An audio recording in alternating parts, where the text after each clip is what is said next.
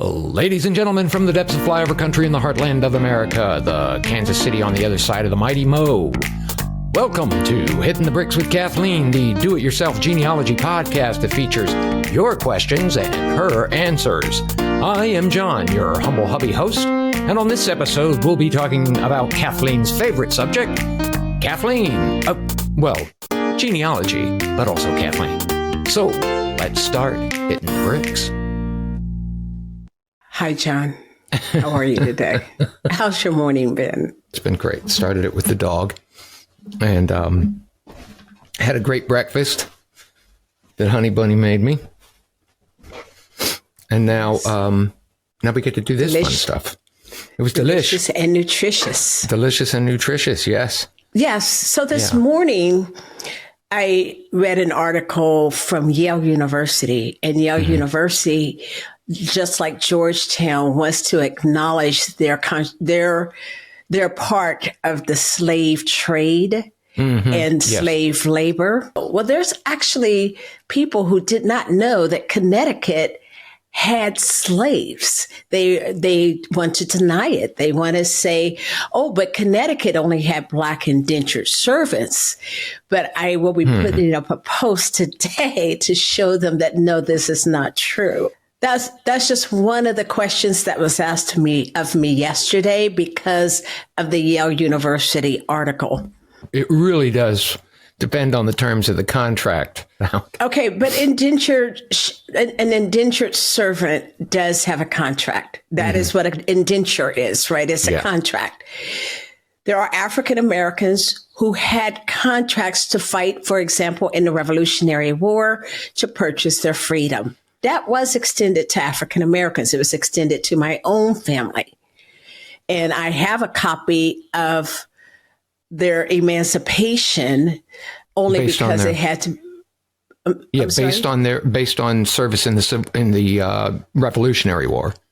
That's correct. Yeah. They were Ed Griffin from North Carolina served in the Revolutionary War. He served as a substitute, and when he came out, the enslaver. The enslaver who made the contract with him put him back into servitude or slavery. He re-enslaved the guy after he fulfilled his part of the bargain? That's correct. Well, now hang on. Now stop. That just doesn't seem right. Now, why would somebody think it's okay to, after somebody fulfills their portion of a contract, to go back on that contract? Because it was a black man. He was a mulatto, is the way he's described in court records. He took his enslaver to the courts, and had witnesses. After his enslaver violated his contract, yes, then he took them to court. Yes. And what happened? Well, he had white witnesses of the contract and the agreement, and he was entitled to his freedom and that of all of his heirs. Therefore, I have free colors on the Griffin side. So he won the court case. He won the court case. This is not unusual. And what year was, wait a minute, what year was this? By this time, it's about 1777 or 8, I believe. I have a copy of the entire court case from Edgecombe County, North Carolina.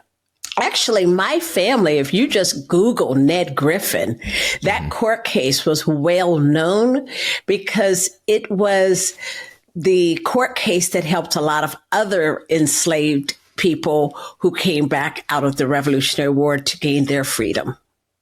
Wow. I'm just saying, wow. Yeah. Wow.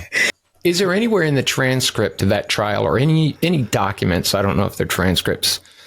I have the original document. Is the justification for re-enslaving is what I'm really, really interested in, because it strikes me as a piece of I would say it's a form of entitlement. Yeah, this entitlement is extraordinary when you think, yes, we have a contract, but I don't have to abide by that. That is true. It's a true example of the early years of our history as far as America goes. Just the early years? Just the early years? Well, I'm just saying it's a true example of the early years. Yeah, true example. And we can go back even further with the same conversation. Ned was not by any means the first to take his master to court. No. His was well known because it was in North Carolina. And luckily for him, the one thing worse than a slave was a coward who did not want to fight in the Revolutionary War. So they had a substitute. And a lot of the Griffins in that area fought and did get their freedom from being a substitute or for serving in the Revolutionary War. So not only Ned, but there's a whole other group of Griffins that did. This guy basically hired, we'll use as a loose term, hired his enslaved person. What? So the person who had enslaved Ned, let Ned make an agreement with another fellow by the name of William Kitchen. Oh, so it wasn't for the person who enslaved Ned Griffin. Ned Griffin allowed his property to be subcontracted by another person? I'm going to stop you again. Okay, he rented Ned?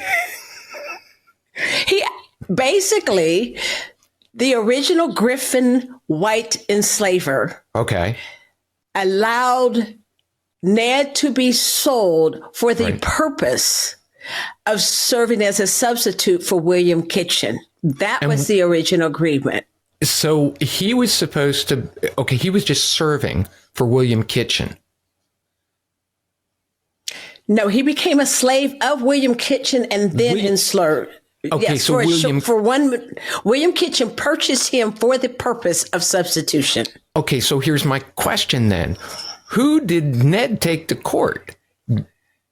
William Griffin, Kitchen. He took William Kitchen to slave because he was the one who tried to re-enslave him. However, the Griffin family also came to his rescue. I'm not sure how we got on this conversation. I think we got on this conversation because of Ned Griffin. Right. And how my family became free colors. You've gone to some of the reunions, our family reunions, which are the Morse family reunions. A Morse slave who was the son of his father, the enslaver, who was the son of the enslaver. Most sons are sons of their father. They're sons of their mother, too. Just to clear that DNA up for you. I know you're an expert. I don't like to get in your field, but... The Morse man, born in 1807, he married the free-colored in 1855, the Griffin woman. Right. And so, therefore, all of their heirs were all automatically free because it was matrilineal, so it followed the woman. And that is why my family was free colored. We have land deeds as early as 1811 in North Carolina, and that would be in Rutherford County. That's where we went for that particular reunion. We had lunch at the Carson Plantation, which was Green River. Okay. Because they also married one of the free colored Morses and Griffin combination. Then we went to the Morse Plantation, which was Fox Haven. Right. Which is where Wiley Morse was freed in 1855. He purchased his freedom. So weren't we let in by the current owner? That is correct. It was not planned. No, it was not planned, and she let this whole group of people. I don't know. Was it 25 or 30 of us? there was about 50 of us. Yeah. And she was in a robe. And we were supposed to be able to have a tour of the outside of the land grounds. and we could walk the grounds. Yeah. But we were not to come inside because she was ill, actually. And she saw the bus, came out to our bus and she said, just opened up the house because we walked through the whole thing. She sat in one room and we talked to her and she allowed us to go to every room and see the pictures and see the entire home. It was absolutely, and I have pictures of it that are on some social medias. I'm going to bring up something that you told me when we were dating.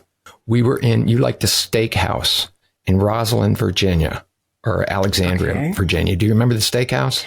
I do. It's when I liked steak still. It's when you liked steak. Yes. So we went to a steakhouse.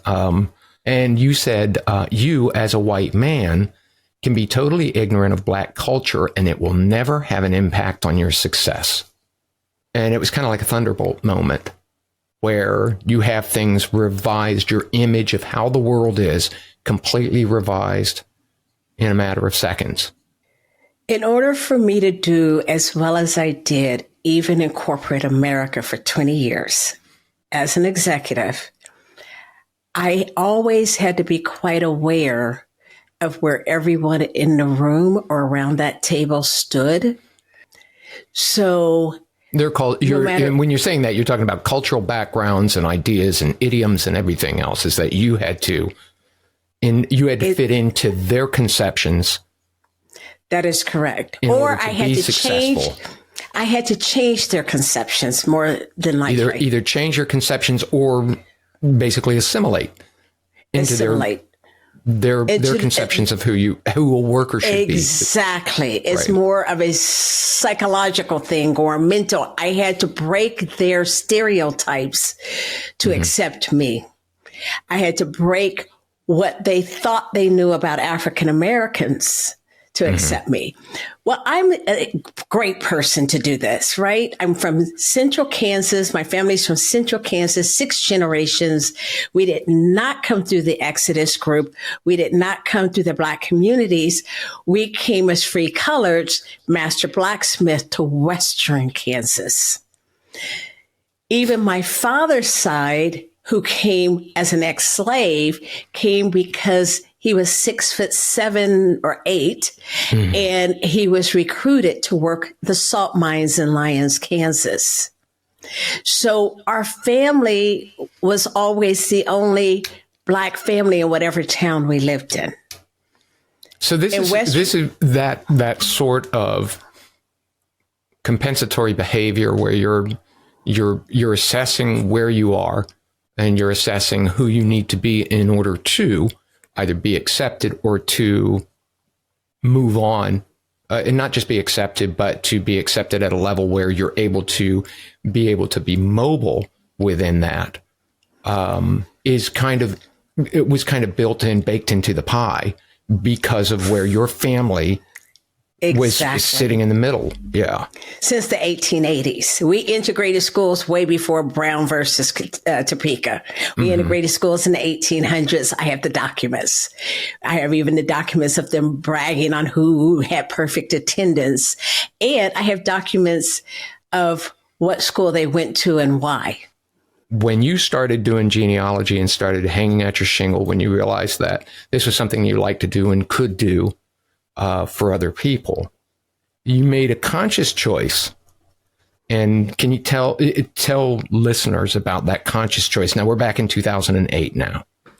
This is about 2007. I started thinking how to create the company I wanted, a genealogy research firm that I wanted. I also went to several conferences. And in those conferences, what I saw was there were the African Americans, very few, and the other 3,000 were white Americans. And there was one person, a fellow named Michael, who did teach African American genealogy, but none of the African American genealogists taught anything else. And so they only did African American genealogy? That's correct.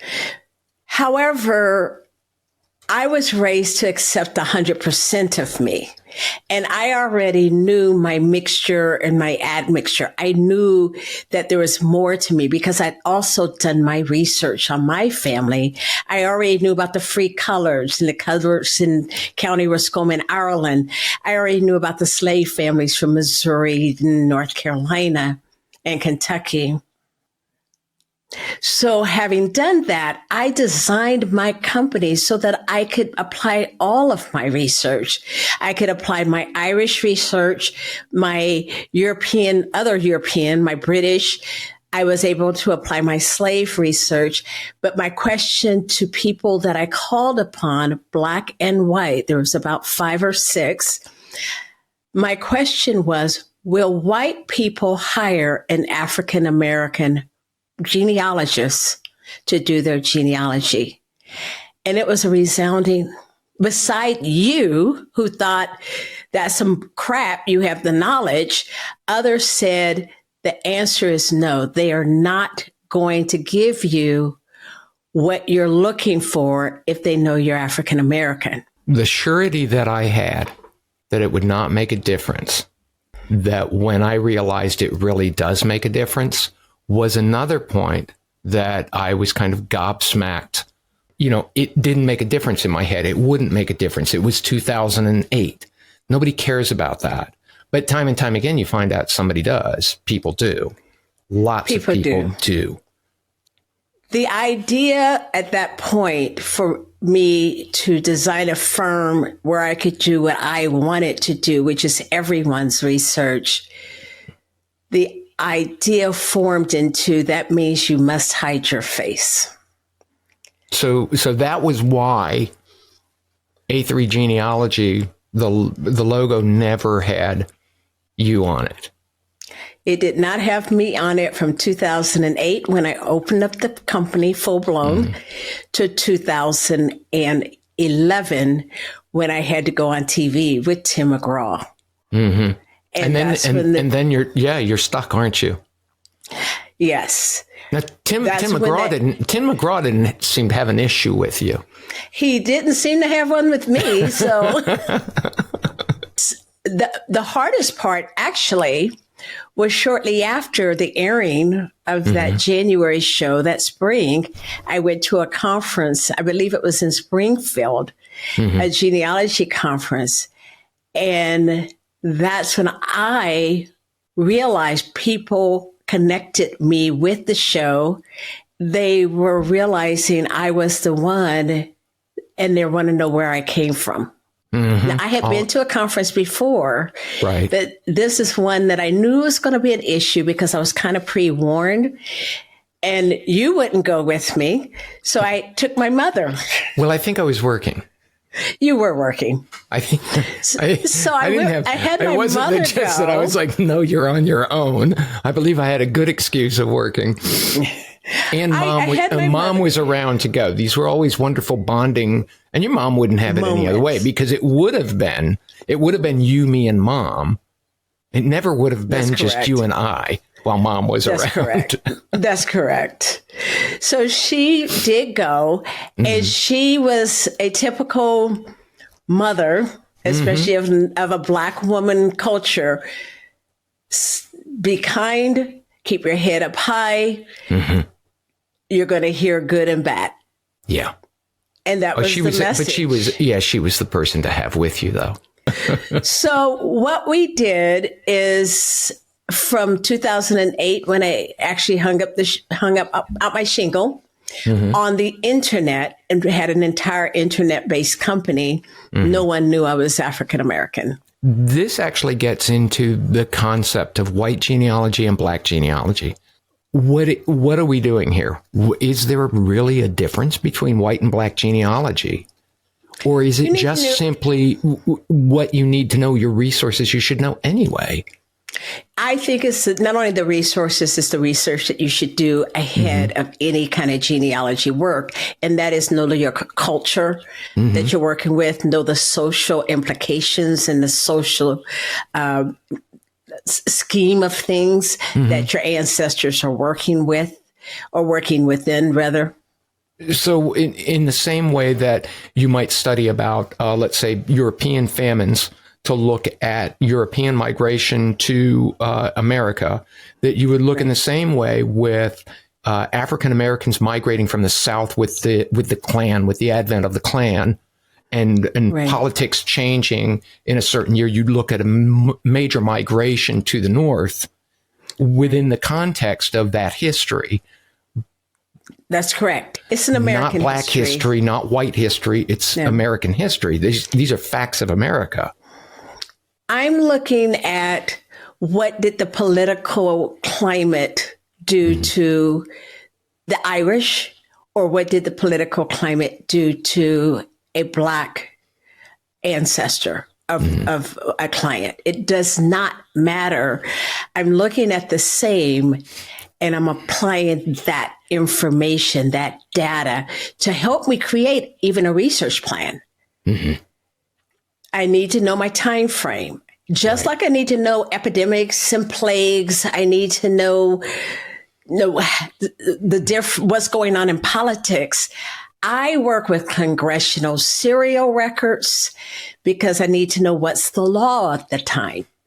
I work with, again, newspaper articles because I want contemporary information. I can go back easily to 1840 with African American genealogy. Mm-hmm.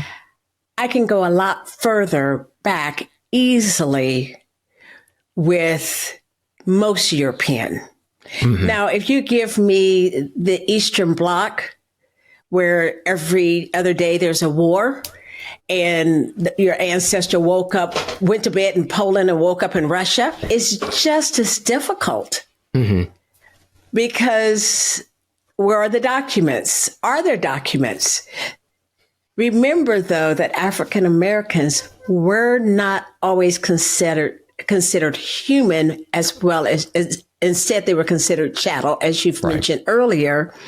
So I'm going to look for them, though, in a different sense in wills and probates or for deeds. And sometimes I could find a first name within a deed or will. Mm-hmm. I can also go back to territorial, though, in the Spanish in Florida, and we're talking early territory. The Spanish and the French often baptize their African American slaves. Let's say, especially in the south part of St. Louis area, I can actually trace them quite easily if I get back that far from the 1820 and earlier, if their family were early slaves. Mm-hmm. And the reason is because I'm going to turn to church records. So this is what the importance of how do I look at my documents? So the difference between white and black is what documents are most relevant for the time frame. I could talk on the topic a lot. I go to conferences. I was invited to several conferences just because they said they needed a safe African experience. Well, you are my safe African when it comes to explanation. Well, I went once to the state of Kansas, and I sat on a desk, and I have this one session that I do for genealogists, and it's a free session, actually, if I'm going to a conference. They can ask me anything they want, and they could pass a basket around with their question in it. I also did it for the state of Missouri several years back, and I just pull out a question. I pull out this question, and I read it. No one knows who put the question in. Mm-hmm. Sometimes, but they all know. Everybody knows. They may, but sometimes there's 300 or more people, or 1,000 people in a room. No, I know. So who asked that one. I go until the time has expired, answering the questions. Right. And the questions might be as simple as, this is what was written in the newspaper, but I want to do a family story. Mm-hmm. Do I need to black out, the article? Oh, because of the N-word being used openly in newspapers, of course, in the 1800s. Of course, my answer is don't change history, because those small changes the feel of the time. And we want to be true to that time frame, whatever the time frame was. We don't want to, for no better term, we don't want to whitewash. No, that's an excellent term. I mean, that is an excellent term for that, because that is what is happening. John, I do hope that you mentioned that we will be giving away. Oh, see, that's what we forgot to talk about. Yes, absolutely. Well, we will be giving away. Let me see if I can do this right. It's a DNA kit. No, it's a full service. Okay. It's called the MyHeritage Complete Package. And it's like a $299 value. That's right. Also, that's amazing. Yeah, that's a lot of fun.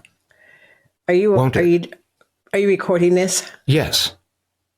Yes, with you putting your lipstick on.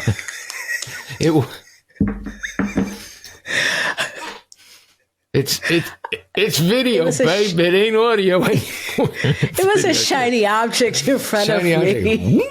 Okay, so I think that means we've hit our limit on conversation, because my wife is now putting a lipstick on, which means, can we go? Well, congratulations. You've made it to the end of another episode. Thanks so much for staying. Thanks to MyHeritage and Legacy Family Tree webinars. Thanks to Chewy Chewbacca Brand, our part-time candy dancer, and full-time Lazy Lob for his unwavering lack of interest in anything we're doing. The theme song for Hittin the Bricks was written and performed by Tony Fistknuckle and the Photons. Watch for their next appearance at the end of eternity.